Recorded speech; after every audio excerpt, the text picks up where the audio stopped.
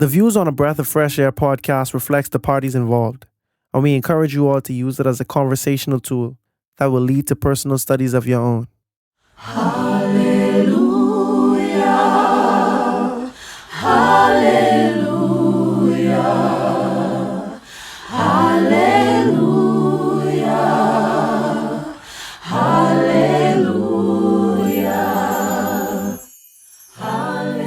Welcome to a Breath of Fresh Air podcast. Here with your hosts, Earl Roberts and Nakhaz Gay. As a young person, Christianity can be so foggy, like smoke in the mirrors and so unclear. But we're here to bring you a breath of fresh air. Listen, you have gone too far. The whole community is holy, every one of them, and the Lord is with them. Why then do you set yourself to be above the Lord's assembly? In the morning, the Lord will show who belongs to him and who is holy, and he will have that person come near him. The man he chooses, he will cause to come near him. You, Korah, and all your followers are to do this. Take census, and tomorrow, put burning coals and incense in them before the Lord. The man the Lord chooses will be the one who is holy. You Levites have gone too far. Isn't it enough for you that the God of Israel has separated you from the rest of the Israelite community and brought you near himself to do the work of the Lord's tabernacle and to stand before the community and minister to them? He has brought you and all your fellow Levites near himself, but now you are trying to get the priesthood too? It is against the Lord that you and all your followers have banded together. Who is Aaron that you should grumble against him? Can someone bring Dathan and Abiram here for me so that I can speak to them?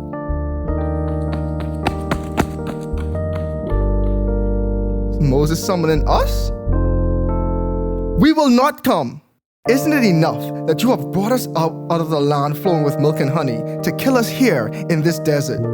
And now you also want to lord it over us? You haven't even brought us into a land flowing with milk and honey like you said, or given us an inheritance of the fields and vineyards. Will you gouge out the eyes of these men? No, we will not come.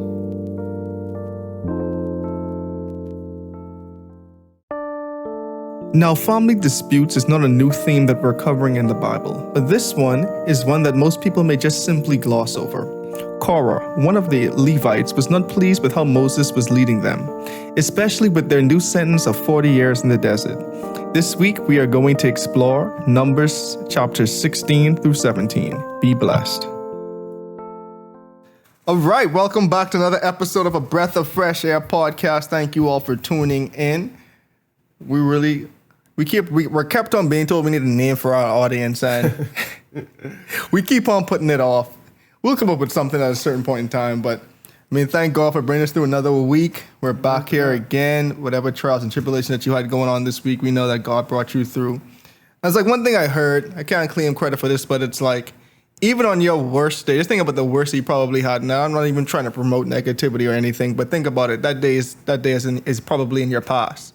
So that means when you thought you weren't going to make it, God still brought you through. So that should give you some type of encouragement for what it's worth, that, you know, God still got you. It doesn't mean that, like, the road is supposed to be easy. I don't know why some people have that misconception that being a Christian is going to be all a bed of roses.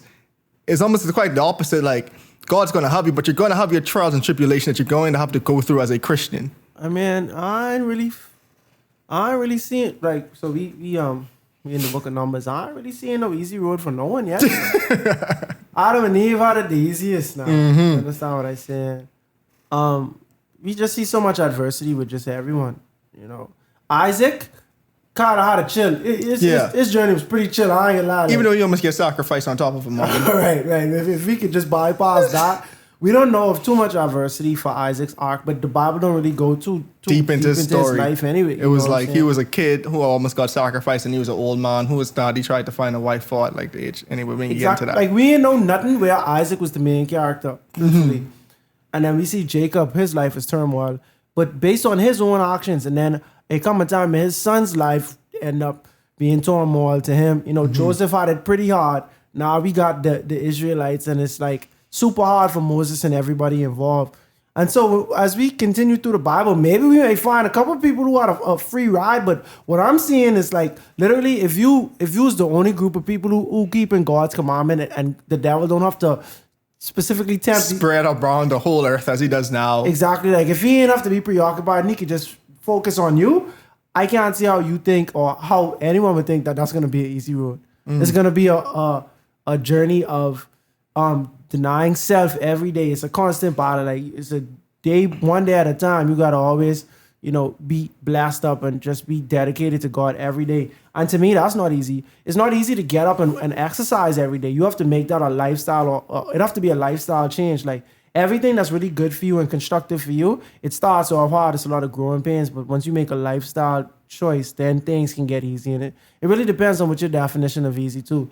If it's based on the world, it's not easy to be a Christian. You understand what I'm saying? Because to be a Christian is to be able to stand out from everything that is considered normal. We have a time now where people want to be addressed by their pronoun of choice. You understand what I'm saying? Mercy. And truthfully, like, does that align with what's in the Bible? You understand what I'm saying? Mercy. Truthfully, bro, it's a lot of things that we go through on a day-to-day basis where from a worldly aspect, you can understand how this is the right and the most appropriate and most politically correct thing. But a lot of those things are not going to be in alignment with God, because God and the world are two different sources. And you understand, like, you can't serve God and mammon type of thing. You understand what I'm saying? You can't, fresh water and salt water can't come from the same spout type of circumstance. So it will be a time where you have to draw a line in the sand and you have to pick a side. So, I mean, truthfully, that's my thing. It might not be too inspiring for you, but I'll tell you one thing, bro.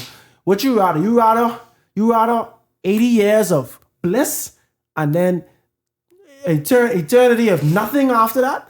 Or would you rather 80 years of not bliss and an eternity of bliss and just love with God and all of that? So let's think about it from a fraction perspective. Like 80 divided by infinity, like like what percentage is that? You understand what I'm saying? Or 70, because we promised 7, 3 score and 10. And I mean, that's just the way you gotta look at it, bro. This world ain't really set up for this. Ain't heaven. God wasn't giving us heaven. You understand what I'm saying? It was supposed to be initially, but the world we born into, it ain't heaven, it's earth. And we can see that with the Israelites. Even though they were promised milk and honey, they're not getting milk and honey. Right now, is God put down a complete postponement on that. Just to backtrack on last episode. So we see where and I don't usually start the pod, you know what I mean? But we see where the Israelites, they have arrived at the promised land. You understand? I got a quick question for you though. Go for it. I mean, and this could just be me and my era of thinking, right? But I remember growing up, people used to say the children of Israelite were in the wilderness for 80 years. But from what I'm seeing, I know that, I remember that too, bro. I don't know where the number 80 come from at all. Maybe that's how old Moses was when he died or something like that, which I highly doubt. Because he was 80 when he went back to Egypt, if I remember correctly. Because we know he was in that land for 40 years. Yeah, and he didn't go there as a baby. Yeah. You understand what I'm saying? So you understand? So I don't know where this 80 number come from, bro, but I with you, dog. Maybe you and I read the same source or heard this from the same person, bro. But I thought they was traveling for 80 years in the wilderness. Yeah, and I'm like, nope. Y'all literally got there in 2 years. And from that first 2 years, y'all was mostly stationary at the Mount of Sinai, building the tabernacle, getting instructions from the Lord and how y'all knew our community and country, nationality gonna be set up. And then y'all made it to Canaan and y'all had lack of faith. And that's when God said y'all gonna have to wander around for 40 years until all of y'all die and y'all children inherit the land. So I mean, to me, that's like 42. Yeah, and the 40 years... 42 years outside of Egypt. Exactly, and the 40 years specifically represents the amount of days that the spies was there, was in the land of Canaan, and they gave a bad report based on those 40 days. So, yeah, I don't know where the 80 come from. And you and I may be the only people in the world who remember 80. Yeah, they may be like, what are these guys talking about? I'm telling you. But, yeah, so on that note, so about 42, let's just say 43 or less years, well, between 42 and 43 years, have gone past, and they not even gone past. I'm sorry.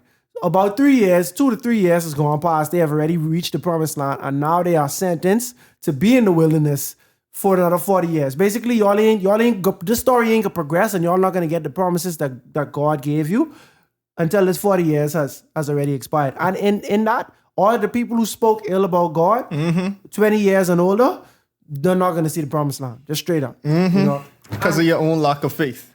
Right? So now God say, well, now we going back towards the Red Sea. So however long it take y'all to get there, we headed back. You understand what I'm saying? And that's so funny because they could have just camped out there for the 40 years or something. But no, y'all going back because that's what y'all was saying. Y'all wanted to go back to Egypt, right? And then how y'all can cross the Red Sea if y'all really got what y'all wanted, you know? And so that's just a little preface of what we get into for this episode. So just keep that in mind. It's a lot of drama. You know, it's a lot of people. A lot of people turmoil in the camp. It's all of this is turmoil, bro. People dying after dying, bro. And it ain't like y'all ain't already see God. God already gave y'all plagues before, like 2 years ago or last year. Y'all already seen where people died based on this. All of the people who gave a bad report just have died. And now still, well, and even before that, Miriam had a plague because God trying to let you know, bro. I don't play with Moses, you know. I don't play with him. I have had many prophets up until this point, and I typically come in visions and dreams. I don't even do that with him.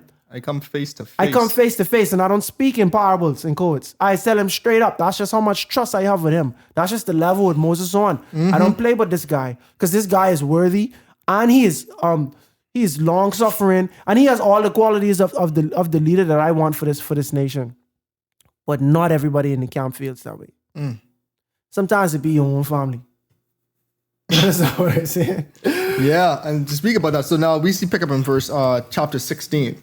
We're talking about Korah. Korah, son of Izhar, the son of Kohath, the son of Levi. So now we see, okay, so Korah is a Levite, just because we see he comes from the tribe of Levi. And so now if you go back to, and they say he's also the son of Kohath and the son of Izhar. And so technically all of that there is important. So the Bible's trying to let you exactly know who Korah was. If you go back to Numbers 3, in Numbers chapter 3, we see in Numbers 3:19, the Kohathite clans, because remember we said, okay, so each son from the tribe of Levi had a specific purpose in regards to the sanctuary and the tabernacle and the offering of sacrifices and everything like that. So we see the Kohathite clan. So from the tribes of Levi, you had Gershon, Kohath, and Merari. So now we see in Numbers 3:19, the Kohathite clans, Amram, Izhar, Hebron, and Uzziel. Amram. So you're saying Amram was a part of the Kohathite clan? Yes, and Amram is Moses and Aaron's father. Yeah. Now we're seeing Amram and Izhar, who is Kohathite's father, are brothers. So one can safely deduce from the Bible itself, in the same book, that this is Moses' first cousin. So you're saying Moses' father and Korah's father are siblings? I ain't even saying that. The Bible says that. Numbers 3:19 shows me that. So this. Oh, and there was this couple podcasts I was supposed to say this. Everything in Numbers, bro, I had basically never heard about before. You understand? All of this stuff is new to me. I didn't know these people get to the promised land and chicken out. You understand? I didn't know none of this, bro. Like, no lie. Like I read it like I'm talking about. I didn't know it growing up. So I knew that they could grumble and complain too much, but I didn't know all of the deets. So I wasn't aware of that. Didn't really. I had heard about the spies before, but I guess I mistaken the spies with when they was with Rahab and in Jericho. So I don't even think I heard about these spies before. But the name Korah, I did not know this name was in the Bible. I had never heard of this person Korah before. From Alpha. Yeah, that's the only Korah I ever know from the show. You understand what I'm saying? And we have Moses' first cousin, Korah, who is causing a ruckus in the camp. And just fun fact, Korah means bald. So one can deduce this baldy guy was giving Moses a lot of problems. Who was his first cousin? Just, food for thought. Just for context. And even for more context too, the Kohathite clans, they were in charge of, in Numbers 3:29, the Kohathite clans were the camp on the south side of the tabernacle. The leader of the family was Elzaphan, son of Uzziel. They were responsible for the care of the ark, the table, the lampstand, the altars, and the articles of the sanctuary used in ministering, the curtain, and everything else related to their use. But the big thing too, they were in charge of the Ark of the Covenant. Like, these were the people who were carrying the Ark of the Covenant. Like, they had in the tribe of Levi, they had a big responsibility. Because, not anyone even could touch that Ark. And these are guys who were specifically responsible for the Ark. So there's a lot of responsibility, right? But let me ask you this, bro. Have you ever heard the name Korah in the book of Numbers alone before number 16? No, I didn't, honestly. So what about in Exodus? No. Leviticus? No. So you telling me that this whole time this Korah person has just been in the background, has not done anything, did anything significant to be introduced in the Bible. Not that we could deduce. Not that I can recall. Exactly. So it's just so interesting how, like, you know, like how you All can of a sudden, right? Like you could have fame. You could be famous for saving the old lady, right? Or you could be famous for not saving the old lady. You understand what I'm saying? What type of fame you want? And Korah wanted the fame, and he got just that. I don't know if it was the type of fame that he wanted. So we'll just get into the story. So now we see, picking up in verse 2, Korah and his.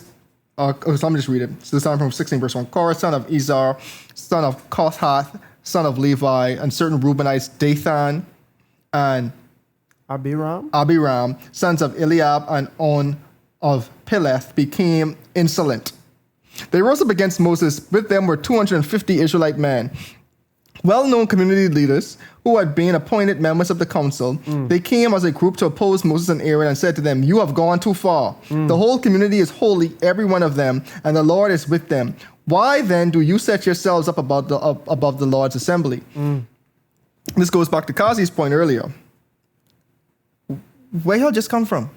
This council, bro, we've seen Moses had to bear a lot of burdens for a lot of stuff. And I don't recall the council being under fire when they lacked water, because they did that multiple times.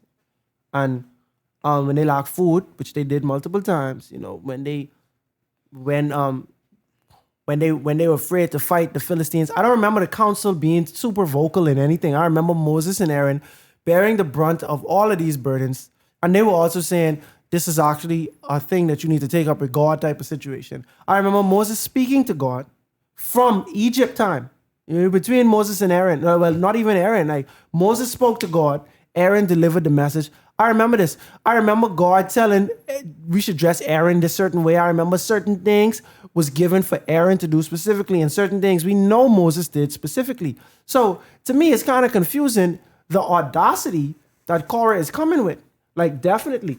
I just be thinking, like, out of all of the times, bro, when y'all could have stepped up to the plate and taken the responsibility, where were you? You understand what I'm saying? And not even say that y'all couldn't. I'm not even saying how competent they were, you know. I'm saying, bro, there's one person who has disproportionately carried the burdens of the entire clan. That's my thing. And I'm like, the whole question alone, where, like, who made, like, why then you set yourselves above the Lord's assembly? What more validation do you need? And think about it. These the Levites talking about. So these the priests. And this is Moses' first cousin. Yeah. Forget all that. Like, like this is Moses' first cousin. You know what I'm saying, bro? Like, but at the same time, God chose me to give you the 10 Commandments. Why you didn't speak up there? Why didn't you want to go up on the mountain then? God gave me all the instructions to tell y'all build a tabernacle. Why you wasn't so vocal then? Now you only getting vocal because we get to the promised land and y'all chicken out. So I mean, clearly y'all wasn't the ones who. Clearly y'all had faith then. A couple like I guess 2 chapters ago, because y'all didn't get swallowed up. Well, I guess. They couldn't, because there's Levites. They couldn't fight. Yeah, that's They couldn't true. fight under no circumstance. That's true. But what I'm saying is, bro, y'all mad at God again. Once again, Moses taking the L for people's frustration with God. God chose to speak to Moses. He picked you. He could have picked Korah from, bro. When they was in Egypt back then, He could have picked Korah. When Moses was at large for 40 years, God could have picked Korah. You understand? But God did not pick you for whatever reasons, because Moses is the best person for the job. And now y'all turning around like, oh, who put y'all in, like, why y'all above everything, bro? Because literally we was doing everything that God asked us to do. Like, we said we was the instruments of choice for God. You understand what I'm saying? From time. So like, and that's why I mentioned that these the Levites, because you see they start off saying we holy, everybody holy. So now if all else holy, why you gotta be the big leader guy if all else holy? But to me, it's as simple as, because God says so, bro. Like, Moses was content being a shepherd, bro. He was a shepherd boy for 40 years. Moses was too humble, because we see in verse 4, when Moses heard this, he fell face down. Me? And it's your cousin.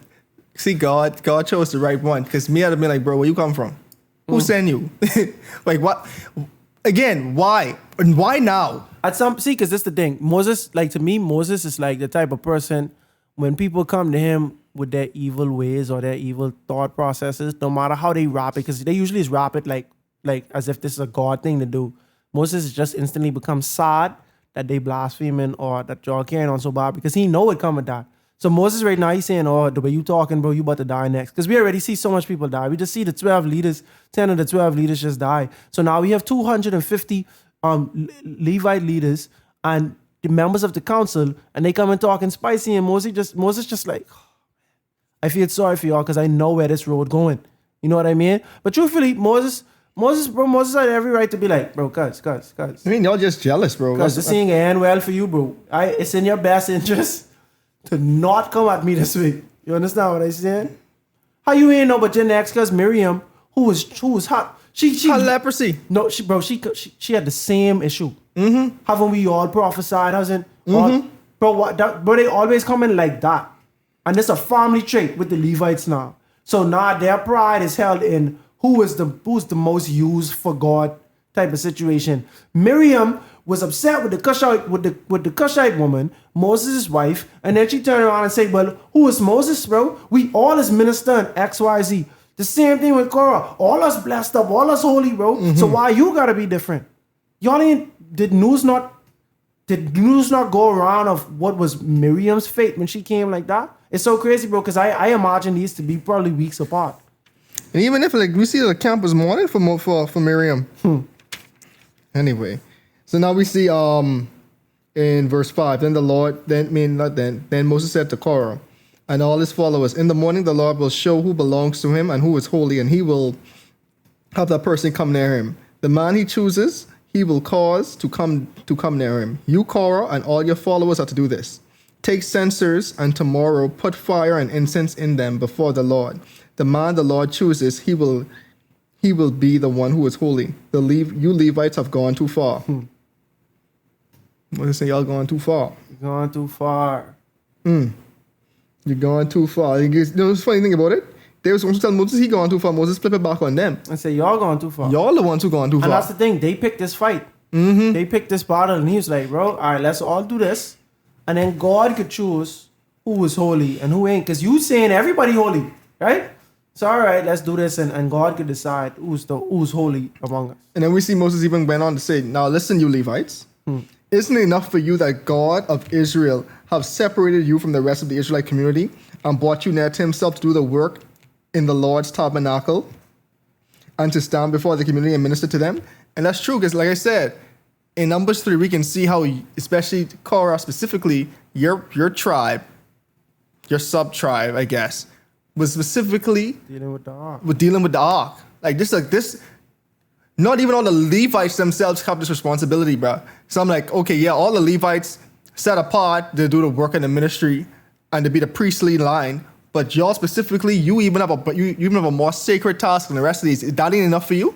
Like, you already set apart from all of Israel. So like, what you running on with? Yeah, you holy, you purified, but like, you already have a sacred task. You should be comfortable in that. But now you trying to aspire to be more. And this even harkens back to what we see how the devil himself, yeah. You know what I'm saying? Like, you're aspiring to be more when you ain't.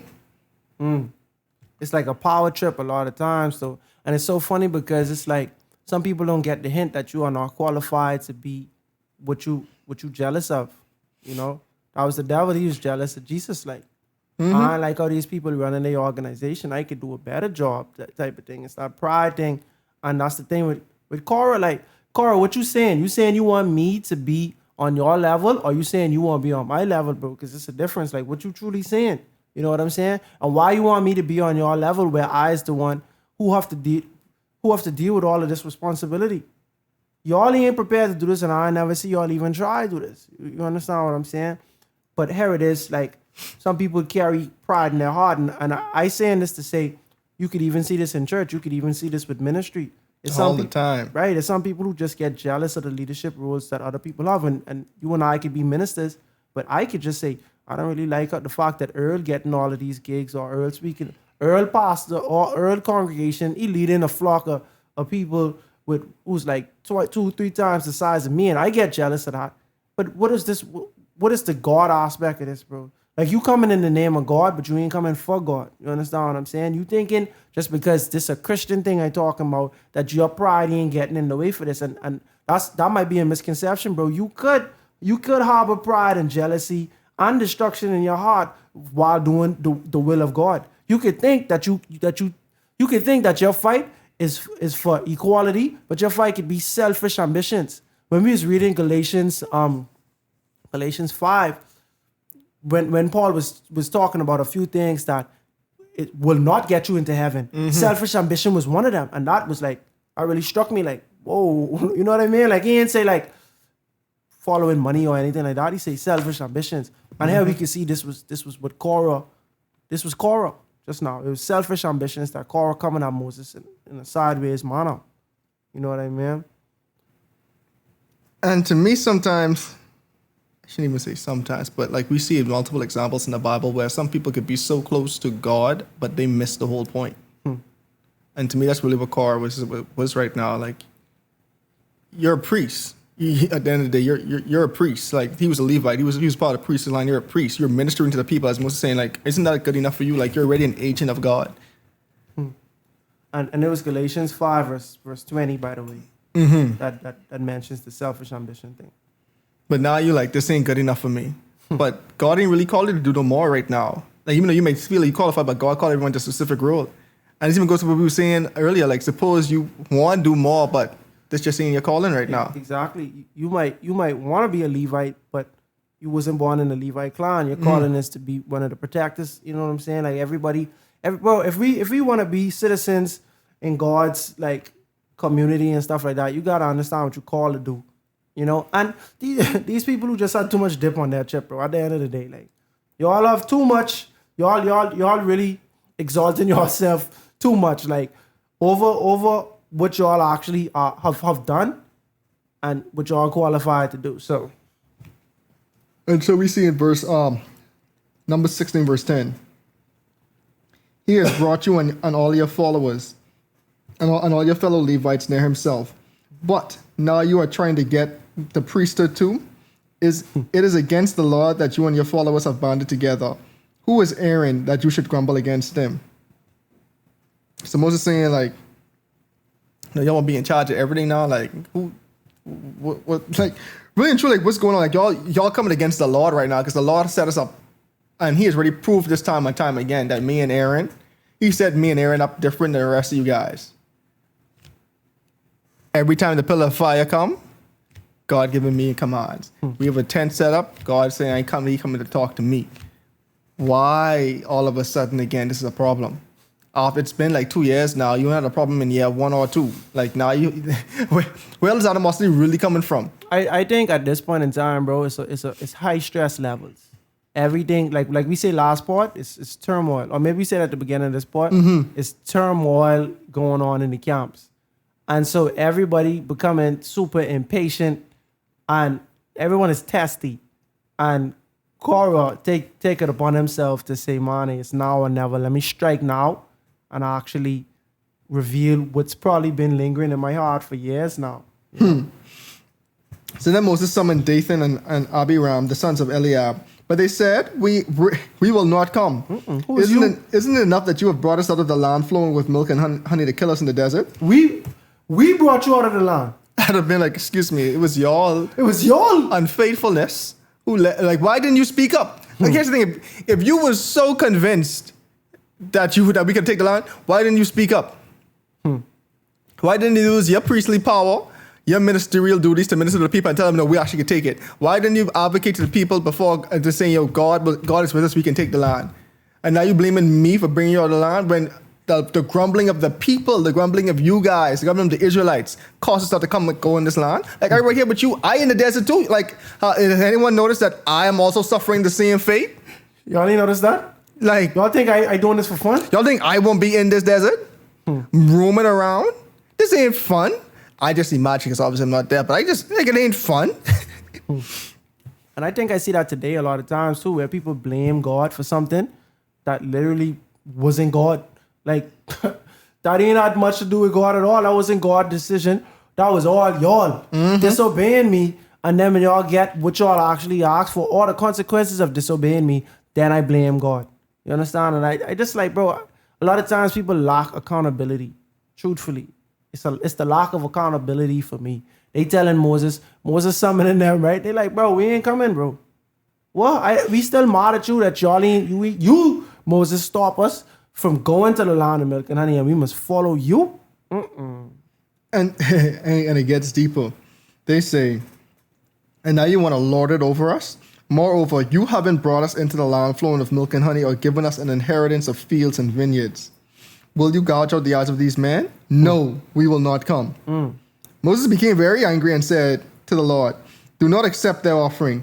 I have not taken so much as a donkey from them, nor have I wronged any of them. Moses said, okay, I done with y'all. Yep. Moses said to Korah, you and all your followers are to appear before the Lord tomorrow, and you and they and Aaron.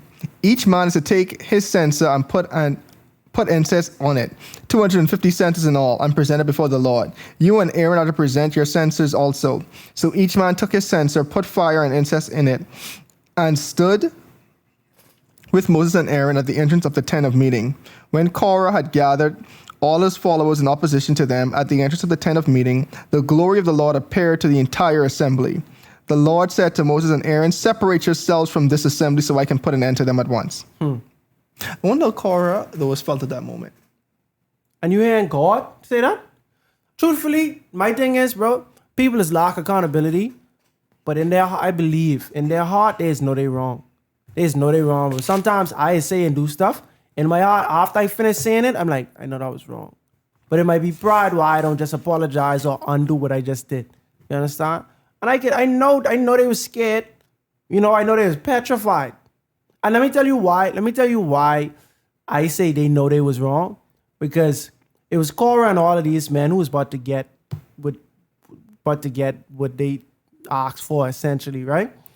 And when it was time to separate the camps just a little more, like to get them off the hook, they didn't stay with Korah. No one stayed with Korah. No, sir. You understand? Like, it was Korah and their families at the end of the day had to faith. Everyone all of the other 250 men who was there conspiring against Moses, when they was able to be spared, they wanted to be spared. They didn't say, no man, I dying for this. You remember when when they had to separate and say, all those who was in favor of the golden calf stay here and XYZ, some people double down on that. You know what I mean? They was like, no, I was solid with that golden calf, and then they end up getting It's a wrap. Yeah, their penalty. It's a wrap. Moses and Aaron fell face down. So after God said, separate yourselves from this assembly so I can put an end to them, Moses and Aaron fell face down and cried out, oh God of the spirits of all mankind, will you be angry with the entire assembly when only one man sins? Reasoning again. This Moses again. Pleading for Moses them. and Aaron this time. Yeah, pleading. Saying, Say, God, no, it's only him. it's only one man. True, it's because then they know their cousin too. Understand? And you know. You inspiring this rebellion, bro. Yeah. Like, these people would never been this emboldened to speak, but if you didn't come and just like try to bring them together. And to the one, they might have been given the most energy too. They might have been talking the most spicy out of everyone. And so you see Moses pleading on their behalf, and then God showed them mercy too. Then we see that then the Lord said to Moses, say to the assembly, move away from the tents of Korah, Dathan, and Abiram. Moses got up and went to Dathan and Abiram, the elders of Israel followed him. And he warned the assembly, move back from the tents of these wicked men. Do not touch anything belonging to them, or you will be swept away because of their sins. So they moved away from the tents of Korah, Dathan, and Abiram. Dathan and Abiram had come out and were standing with their wives, children, and little ones at the entrance to their tents. Then Moses said, this is how you will know that the Lord has sent me to do all these things, and that it was not my idea. If these men die a natural death and experience only what usually happens to men, the Lord has not sent me. But if the Lord brings about something totally new, and the earth opens up and its mouth swallows them with everything that belongs to them, and they go down and then they go down alive into the grave, then you will know that these men have treated the Lord with contempt. Very specific. Very specific. If these guys live a long life and die a natural death, you know God ain't send me. But if y'all see something brand new happen, right? And then he say something crazy. He say, I mean, like if the earth open and all of their possessions and them go in there, you know what I mean? Then you know This from the Lord. You can't get more specific or precise than that.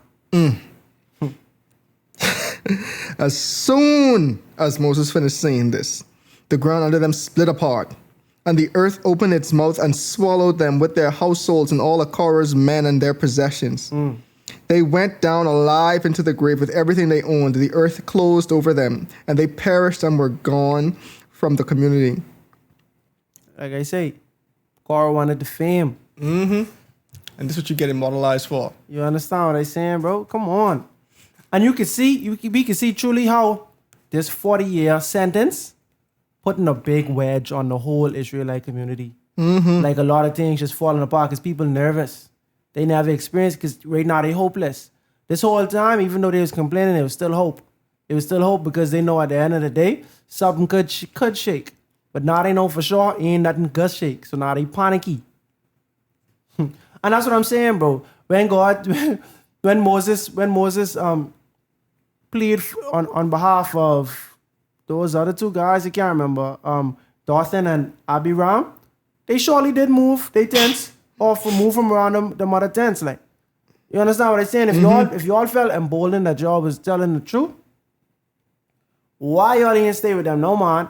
If y'all sincerely felt like Moses was out of line and he wasn't led by God, why y'all didn't say, no, man, yeah, all right, wait, we could die our natural death because truth, we know we right. No, y'all know y'all was wrong, bro. So they end up moving. It didn't make no sense. I dying with you, bro. It was good. I mean, it didn't make a lot of sense before. It didn't make no sense. I dying with you, bro. And these is people of God. That's the crazy thing, bro. These the people who's dealing with the Ark of the Covenant and thing. You understand? Like this first of all, they was from the priestly clan, but they had special assignments too. Like, that's just crazy. And they missed it. So now we see, even right after that, a fire came out from the Lord and consumed the 250 men who were offering the incense. The Lord said to Moses, tell Eleazar, son of Aaron, the priest, to take the censer out of the smoldering remains and scatter the coals some distance away, for the censers are holy.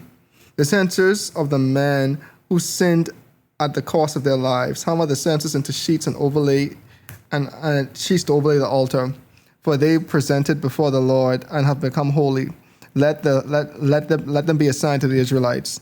So Eleazar the priest collected the bronze censers brought by those who had been burned up and had them hammered out to overlay the altar, as the Lord directed him through Moses. This was to remind the Israelites that no one except the descendant of Aaron should come to burn incense before the Lord, or he would become like Korah and his followers. The next day, so that's where it gets a little funny too. The next day, the whole Israelite community grumbled against Moses and Aaron. You have killed the Lord's people, they said. After all of that, bro, Moses make it so clear. If this happened, that means the Lord is with me. You understand what I'm saying? That means showing who's holy and who ain't holy. And truthfully, it didn't have to get like that, you know.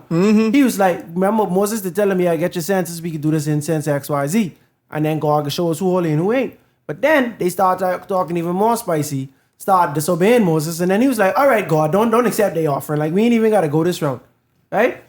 And now the people see this and they're like, oh, it's Moses caused this. That's how you know these people, I ain't gonna lie, these people wasn't moving by God, bro. Like, these people had, like, they was blinded. You understand what I'm saying? You could tell they was definitely blinded. How you could see a supernatural thing happen and you automatically say, Moses is the enemy. Moses caused that happen. These was innocent people. You ain't thinking with your heart, bro. Like, you ain't think with your brain either, bro. Like, it just shows to the devil and portrayal of the camp too, like, just sowing the seeds of seed of discord, because like you say, God literally did this. When sense does man have the power to open up the earth and swallow them whole? But if I was Moses, I just would have been so dumbfounded, like, how I get in this? I was literally minding my own business one day. Then Korah, his people, and 250 men come at me, and I start kneeling on the ground before God, like, yo, don't get like this. I was being humble and chill this whole time until I realized y'all really wasn't making no sense. And I say, God, I ain't gonna lie, we shouldn't even accept these people. And then God gonna say, I'm gonna kill all of y'all. And then I plead on behalf of them.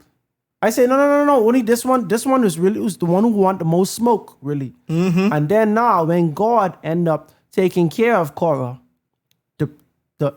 Moses was found guilty in the court of public opinion. And I have this thing where I feel like the majority is usually wrong. Like, you understand what I'm saying? Like, here we see the camp grumble against Moses and Aaron. They said, you have killed the Lord's people. Me, I ain't even touched these people. The Lord has killed the Lord's people is what them saying. And who is the Lord really? You making it seem like Moses manipulated God to doing that as if God doesn't know all things. Mm-hmm. That's the way I take this. I take this as them saying, bro, you was being false and you was lying and you caused God kill them for no reason. What type of logic is that? Man, oh man. And then we see verse 42. Yeah, but the assembly gathered in opposition to Moses and Aaron and turned toward the tent of meeting. Suddenly the cloud covered and the glory of the Lord appeared. Then Moses and Aaron went in front of the tent of meeting, and the Lord said to Moses, get away from this assembly so I can put an end to them at once. And they fell face down. Like God saying, man, Moses, this is a little too much for you. Let me just end them. Moses again saying, God. Moses said to Aaron. Yeah, Moses said to Aaron, take your censer and put an incense in it, along with the fire from the altar, and hurry to the assembly and make atonement for them. Wrath has come up from the Lord, and the plague has started. The plague already started on them. Yeah, and Moses like, bro, hurry up. Hurry up, make atonement for them. Let's do this. Hurry up, just do it quickly. And this the next thing too is like, you think Korah would have been this humble? No.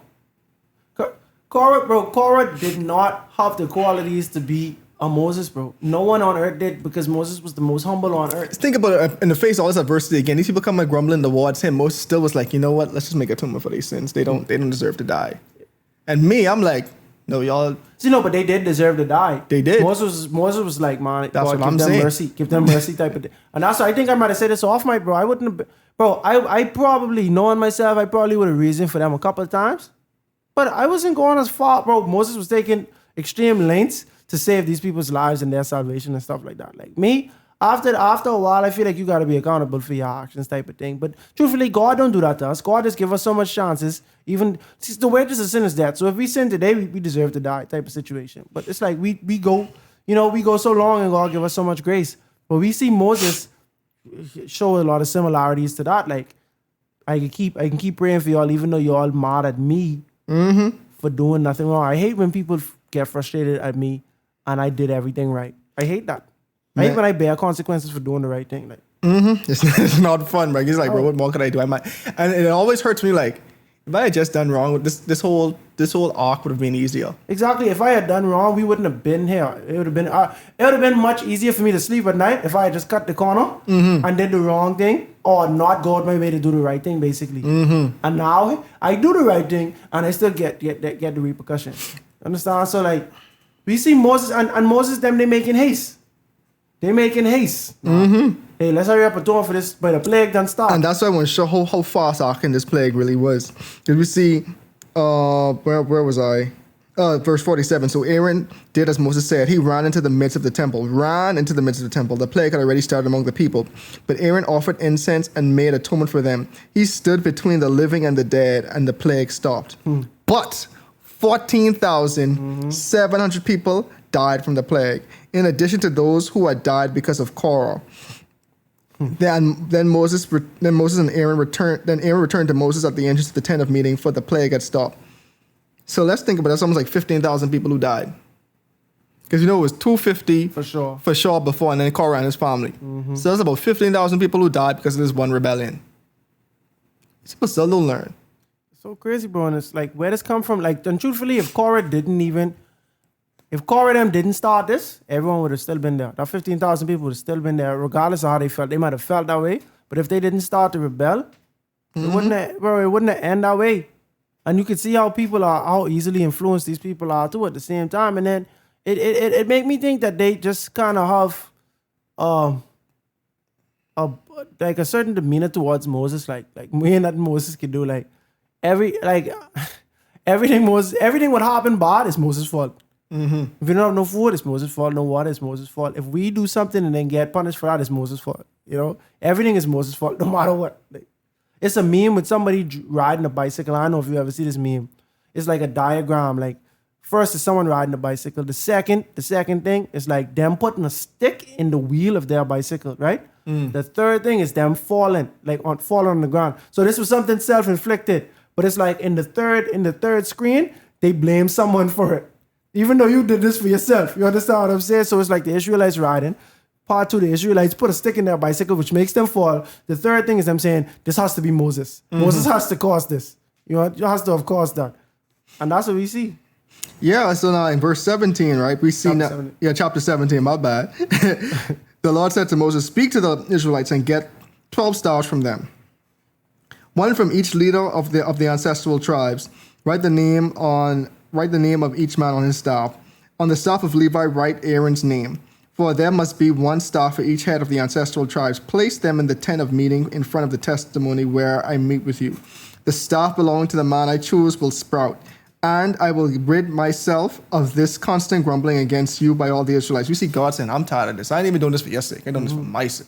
Yep. And I even I helping you out still though. Yeah, I'm helping you out. Like there, after this, there should be no more grumbling, saying that did I choose you or not? Who put you in charge? There should be no more. We've seen this like the second, third time this happened, and God saying, okay, let's put an end to this once and for all. After this, they should know for sure, for certain, who I chose. Yeah. You would think. You would think. Can't swear for them at all. And then Moses spoke to the Israelites, and the leaders gave them 12 staffs for each leader of their ancestral tribes, and Aaron's staff was among them. Moses placed the staffs before the Lord in the tent of meeting. The next day, Moses entered the tent of testimony, and saw that Aaron's staff, which represented the house of Levi, had not only sprouted, it had budded, blossomed, and produced almonds. Just think of that in one night. Like in one night, almonds. In one night, this staff went through the whole growth cycle. Because it's one thing just to sprout, and that's like to grow like some like little like weeds, see a little grass. Now this thing not only sprout, it blossomed.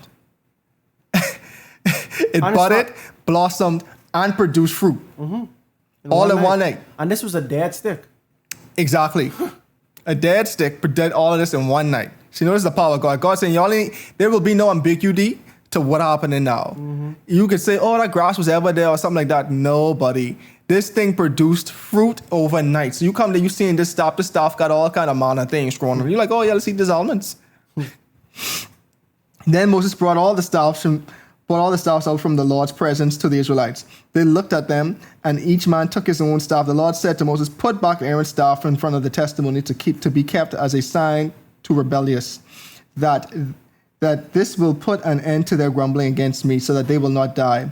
Moses did just as the Lord commanded him. The Israelites said to Moses, we will die. We are lost. We are all lost. Anyone who even comes near the tabernacle of the Lord will die. Are we all going to die? It's such like a cliffhanger how the chapter ends, but it's like just shows the state how the Israelites were still thinking. I at this point I don't know what to make of the Israelites now, bro. Like, but I'm like in a weird roundabout way. I'm like, yeah, y'all fate already sealed because God already saying like y'all said who older. Well, I'm assuming the ones who grumbling doing the most grumbling right now. Yeah, y'all are going to die because y'all did not fate to begin with. So God saying, yeah, y'all gonna die without ever going into the land of Canaan. So why is it a shock to y'all now? Like, you know, has your rebellion finally quelled now? Like, have y'all accept y'all wrongdoings? I feel bad for Moses though.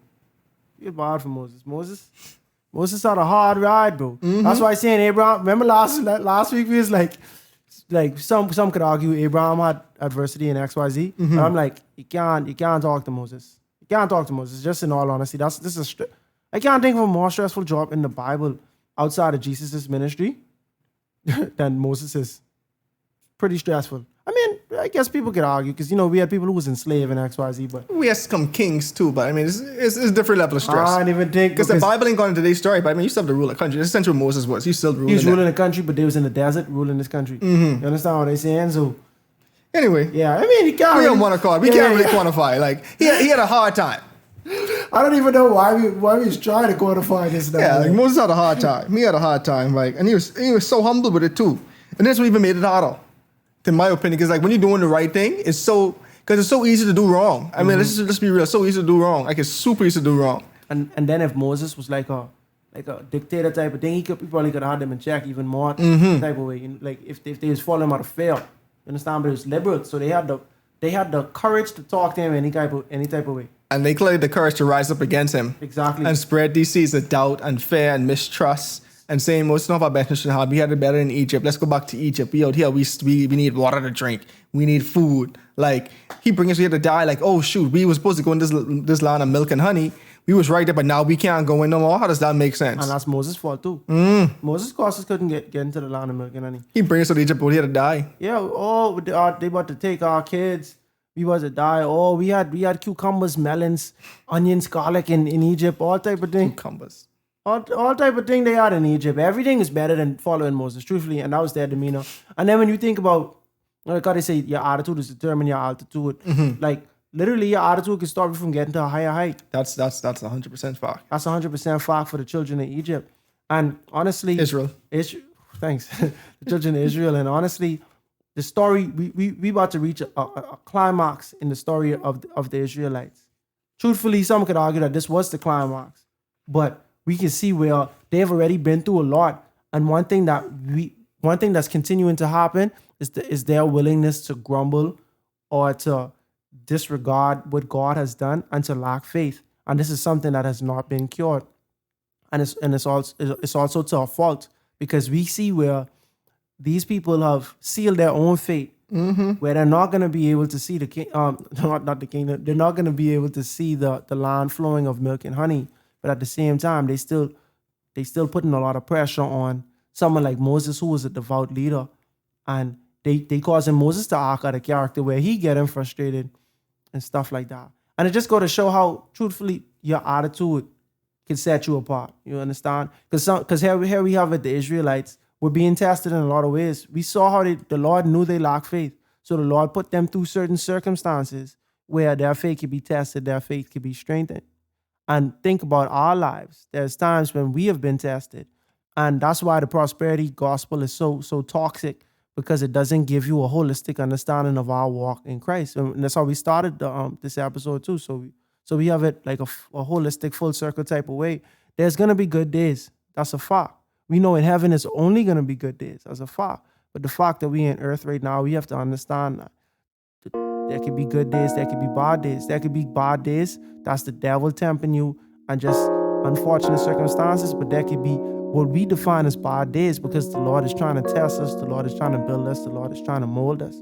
So above all things, if we look at God as the source of our strength and our prosperity, and the God is our leader, we need to be thankful in all things. And we need to use the bad times to actually lean closer to God, so that he can help us to get to a new level, a new height, and a new line.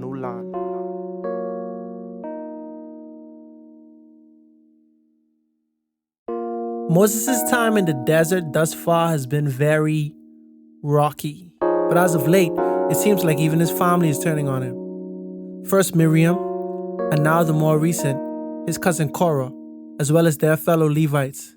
But to make matters worse, there seems to always be a constant complaining and grumbling coming from the Israelites. But as rocky as it's been for Moses, let's just say this time, he's hit rock bottom. But we'll talk about Moses, God, and water from the rocks on the next episode of A Breath of Fresh Air. Tonight's episode included voice acting by Dominic McFall, as well as your hosts, Earl Roberts and Nakhaz. Remember to go ahead and research on your own in order to get a more firm understanding of tonight's episode. And if you enjoyed it, make sure to like, subscribe, and share with your friends. You can follow us on social media at A Breath of Fresh Air Pod on Instagram and BOFAPOD on Twitter. Thanks everyone, and we'll see you next week.